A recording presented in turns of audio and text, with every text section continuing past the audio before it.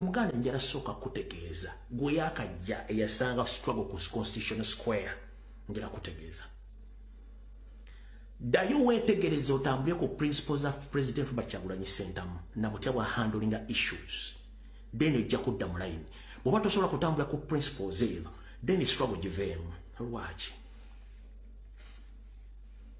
President yagamba bw'ati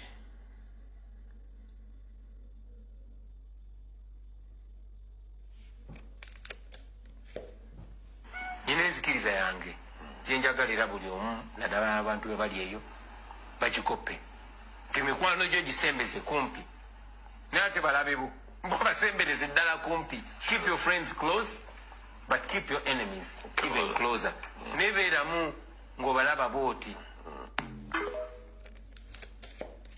kati gwomuto wetisse nsujju wetisse watermeloni wetisse ndibota ya bulega omutwe gwa tasobola kugobera omusajja woga nti go supportinga tosobola kugoberera bigambo byayogera otegera unaku kikanka kuddiremu inezikiriza yange jenjagalira buli omu nadala abantu be bali eyo bagikope timikwano gyo gisembeze kumpi nate balabebu mbasembereze ddala kumpi keep your friends close but keep your enemies even closer nebeeramu ng'obalaba booti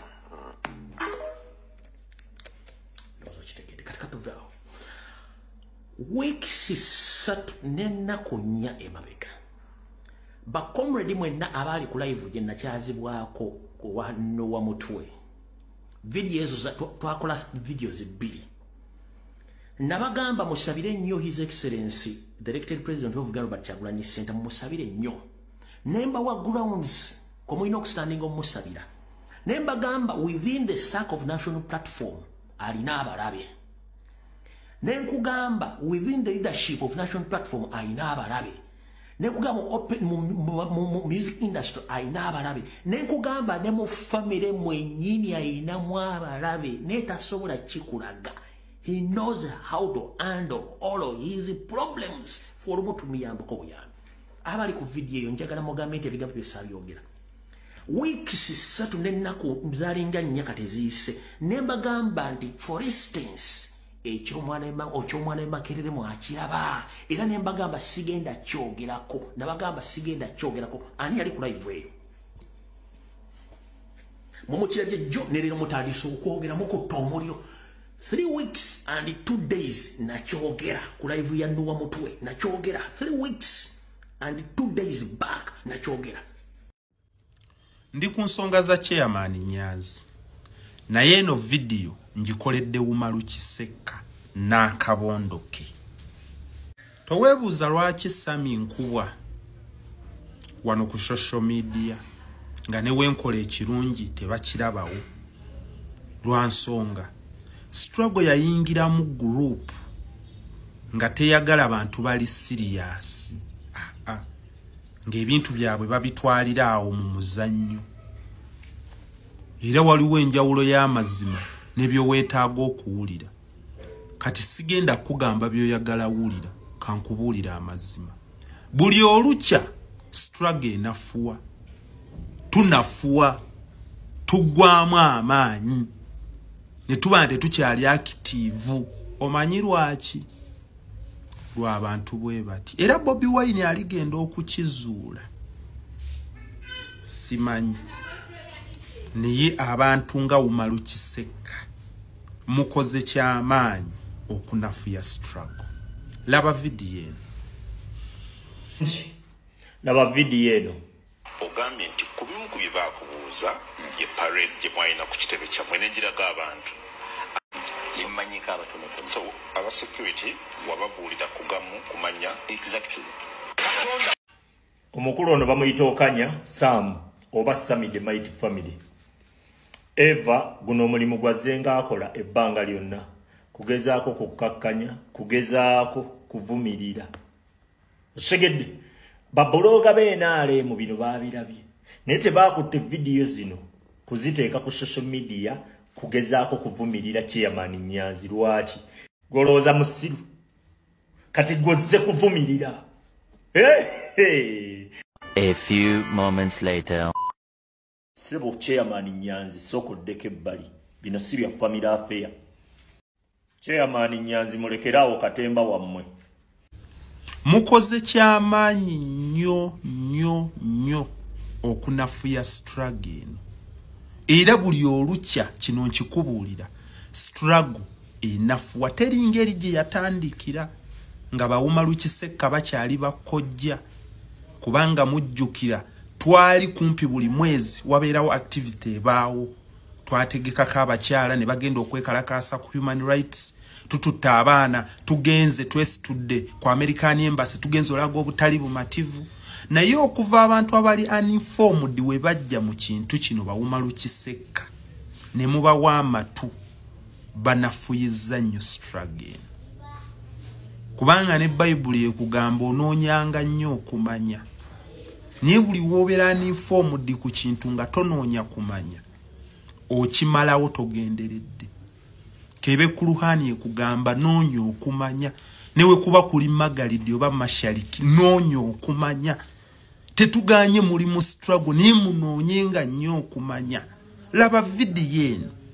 Olaba abantu bano ensigo gye bagenda basiga mu balwanyi okutuuka okutufuula nga abatayina mugaso mu struggle eno. Okutuuka okututegeezesanga bino ebyakatemba ti omuntu ali serious ate bamuwalana nnyo. Kyova olaba buli olukya tunafuwa. Era olunaku lugenda kukya temujja lweraliikirira. Nze omanyi sinyigirizibwa.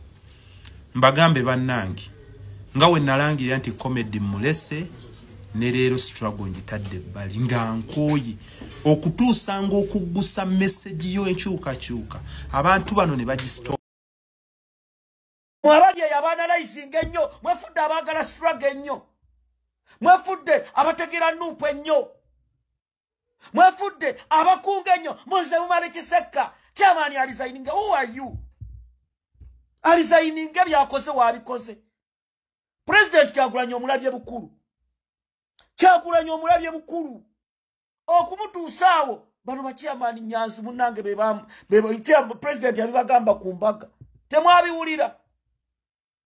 Oloza kyamaani Nyanzi yali tasobola kulya ssente mu muganda we. Baganda ba president Bobi Wine bonna bamukkiririza bonna abamu tebabagula. Kati gwe otudde mu bwongo bw'obutono tomanyi Nyanzi byakoze. Tomanyi zi mobilization zakoze. Tomanyi maanyi gataddewo. Naye oli n'atuula wansi alizayininge. Oleetaani. Umali Kisekka bakuwa okumobilizingira ekibiina. Bakuwa okumobilizingira ekibiina. Waliwo oyo mwala Sumala Shida biki. Bali eri. Ayogerera mu kayumba. Wabula n'akulaga nti bali mu kunafuya bukulembeze bwa pati. Bali olw'okuba mutabani wa chairman Nyanzi eyajja independent. Gwe bamma tiketi ya NUP. Munange yazze bwati. Baganda bange tutegere bye tulina okukola. Tutegere we tulina okulwanira. Nze am telling you. Kubanga right now Nakyemalira yataddemu ssente ng'anoonya kifaananyi kya mwana oyo. Ng'akimanyi n'ekitaawe tali mu ggwanga. Era gwe abaana ku ssomero s'ogamba omwana wo. N'omugamba nkusindise ku ssomero. Genda osome. N'ayitawo n'agenda mu basajja. N'afuna embuto. Oba amuyambyeko okufuna olubuto. Abaana bammwe abawala tebafunye embuto ku masomero. Ng'omusindise kusoma. Chairman Nyanzi abeera ne ba security guard. Munange mutabani wange twamukkiriza. Mbanange kye tuliko kituufu. Ensonga eriwo bweti tunenye omwana obutali bumativu. Chairman Nyanzi abannyonnyodde omwana yali bwati ne bwati. Eno struggle tesiga ffe twagala president waffe Kyagulanyi ye mukulembeze waffe. Era right now Bw'onawulira ne Ssenga alina oluganda ku president Kyagulanyi tiafunye ekifaananyi ne Museveni n'okaaba twawagira Kyagulanyi Robert Center era gwe tukkiririzaamu. Bw'abanga Kyagulanyi akyayimiridde ku mazima lwaki mwerumya emitwe? Lwaki muddaawo munnange biki obudde buno mwali mumaze ku nsonga enkulu president ali UK. President submission zali mukola ezibagattako nga mmwe bannansi. Bwe mbagamba ebigambo bino abamu tebaagala biwuliriza kubanga twetaaga okubeera steady, twetaaga okubeera nga tuli ku mulamwa. Basebo ne bannyabo twetaaga okumanya kye tulina okukola. Era Chairman Nyanzi mutabani woyo simutegedde bye yakoze, era ffe ng'abenkyukakyuka yakoze ensobi nnene, era tukusaba obeere ng'ensonga eyo ogigirira ddala. Omwana bali mu muwabya, ffe tetwesembereza Ssaabatemu Museveni.